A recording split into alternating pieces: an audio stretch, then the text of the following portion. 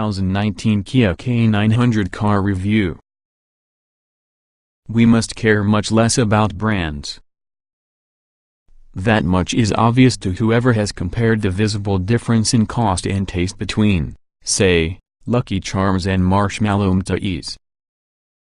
But with this age when corporate Twitter accounts acquire more followers than some world leaders and so-called influencers can create a living by hawking mild laxatives on Instagram, it's safe to believe that a smattering of us are after that advice. If we were, maybe the most typical response to a hitting the ground with Kia K900 wouldn't be, "What's a Kia K900?" The good points of 2019 Kia K900. A vast improvement in comparison to the previous model, competent driving dynamics, unquestionable value. The bad points of 2019 Kia K900.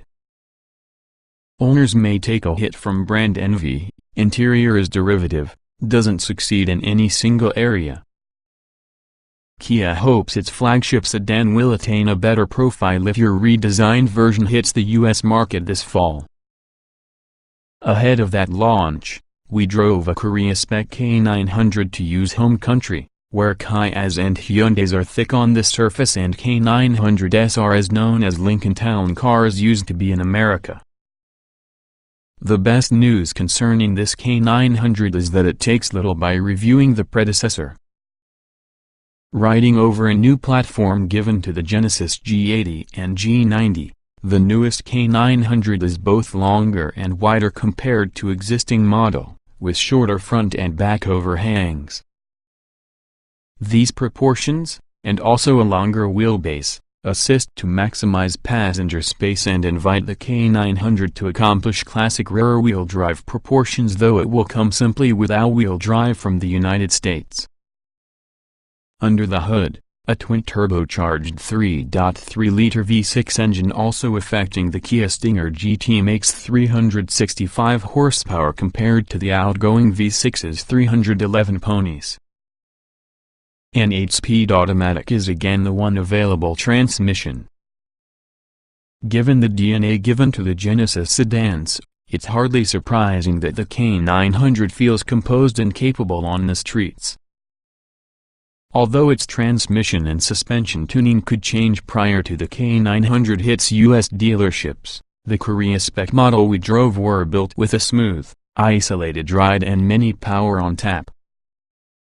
The suspension recovers quickly from bumps, and also the 8-speed shifts are fluid and well-timed. The tire channels no feedback by any means from the road below, though the helm is pleasantly weighted, and responses are accurate and prompt.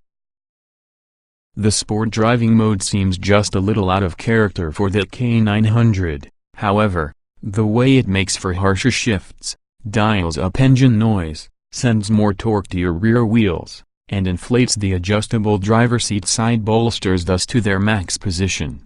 Otherwise, though, this car fits easily in the mid-size luxury mold. Many executive sedan buyers are more interested in ambience than performance, and also the K900 renders great strides there. The exterior design is a bit more special, having a quadric pattern grille along with a double bar light signature. Thicker glass makes for a quiet cabin, the higher quality to enjoy the 17-speaker Harman Kardon stereo that likely are going to be standard in US models.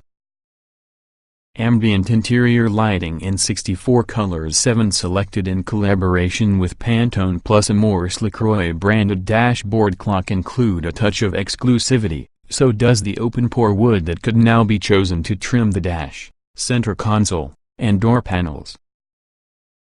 The look material that adorns the steering wheel rim is less convincing. The rear seats are comfy fauteuils, adjustable around 14 ways.